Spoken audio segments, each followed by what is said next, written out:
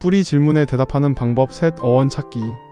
그러니 지금까지 살펴본 대로 뿌리 질문에 대답하는 방식 두 가지, 즉 첫째는 잠언이고 둘째는 수집과 정리라는 방식이 있는데 이 두 가지가 모두 효과적이지 않습니다. 그래서 저는 세 번째 방식을 제안하고 싶습니다. 이 또한 학자들이 무척 좋아하는 방식입니다. 그것은 바로 그 말의 뿌리 어원을 찾아가는 일입니다. 어원을 살펴본 뒤에 그 말이 어떻게 흘러다니면서 쓰이게 되었는가 하는 역사를 추적하는 방식입니다. 문화라는 말이 어떻게 생겨났는가 하는지 살펴봅니다. 고대의 라틴어부터 중세 영어, 독일어, 프랑스어를 거치면서 어떻게 가지를 뻗으면서 흘러왔는가 하는 이 어원과 역사를 살펴보는 겁니다. 앞의 방식은 어원학이라 하고 뒤의 방식은 개념사라 합니다. 여기서는 개념사까지 다루기는 어려워 주로 어원에 관해 말하려고 합니다.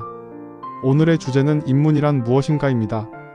인문이란 인이라는 글자와 문이라는 글자로 이루어집니다. 그렇다면 인과 문을 알면 인문이 무엇인지 알 수 있습니다. 인문은 한자어입니다.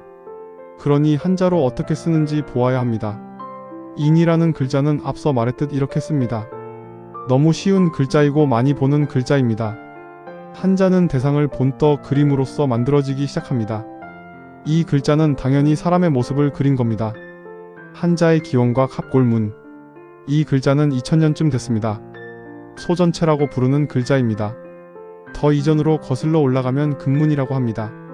금문은 쇠붙이에 쓰는 글자라는 뜻입니다. 종이가 없었던 시절에 글을 쓰고 싶던 사람들은 청동기나 철기로 만든 쇠붙이에 글자를 새겼습니다. 칼, 종, 그릇 같은 곳에 글자를 새기는 것이지요. 쇠붙이에 새긴 글자라고 해서 금문이라고 합니다. 더 거슬러 올라가면 돌에다 글자를 새깁니다. 이런 경우는 성문이라고 부릅니다. 이 둘을 더해서 금성문이라고 부르기도 합니다. 더 거슬러 올라가면 갑골문이라는 글자가 있습니다. 갑골문에는 인자가 이렇게 쓰여 있습니다. 갑골문은 1899년에 발견된 중국의 최초의 문자입니다. 하남성 안양이란 곳에서 발견됩니다. 이 지역이 바로 은나라의 수도였기 때문에 은허라고 부릅니다. 은나라 또는 상나라라고도 하지요. 상나라의 도읍이 오늘날 안양인 은이라는 지역에 있었기 때문에 은나라라고 부르기도 합니다. 왕이영이라는 학자가 어느 날 병이 나서 드러눕습니다. 그는 청나라의 국자감을 책임지고 있던 제주, 오늘날로 말하면 최고급 학교의 교장입니다.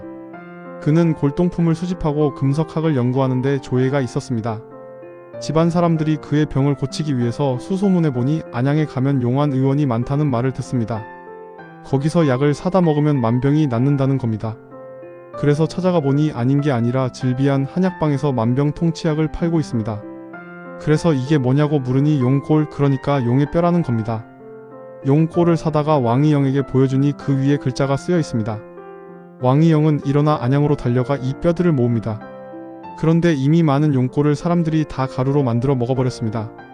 중국의 귀중한 역사가 사람들 뱃속으로 들어가 버린 셈이죠. 그렇게 소문이 나자 이 사람 저 사람이 모여서 힘껏 수집한 글자가 모두 4000자 정도 됩니다.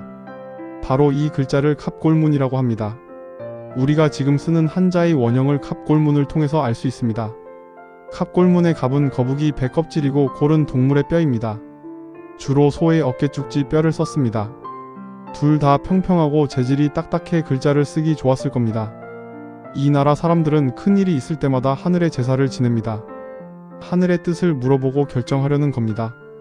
예를 들면 비가 오지 않는다든지 전쟁을 나가야 한다든지 왕실의 아이가 언제 태어날 건지 등등 이런 일들을 앞에 두고 하늘에 묻습니다. 하늘에 묻는 제사를 지냈는데 그렇다면 하늘의 뜻은 어떻게 알 수 있나요? 사람들은 그 뜻을 알기 위해 하늘과 땅을 연결하는 방법을 씁니다. 막대기에 불을 피워서 하늘의 뜻을 내려봤습니다. 이 막대기를 갑이나 골처럼 평평한 뼈에 꽂고 불을 붙이면 타들어가다가 뼈가 이렇게 저렇게 갈라집니다. 바로 그 갈라지는 모습을 보고 하늘의 뜻을 알았다는 겁니다. 그리고 그 뼈 위에 하늘의 뜻을 새겨 놓습니다. 거북이 배를 좌우로 나누어서 반대되는 내용으로 점을 칩니다. 예를 들어 왼쪽에는 비가 올까요? 하고 묻고 오른쪽에는 비가 오지 않을까요? 하고 물어서 점을 치고는 맞은 결과가 나온 쪽에 글자로 내용을 새겨 놓은 겁니다. 누가 맞고 틀리고를 결정했을까요? 당시 최고 권력자인 왕이 주로 했습니다. 사흘 뒤에 비가 올 것이다. 이렇게 말이죠. 왕 말고도 당시에는 이런 일을 한 무당이 꽤 많았다고 합니다. 하늘의 뜻을 일러주는 전문가였던 셈이죠.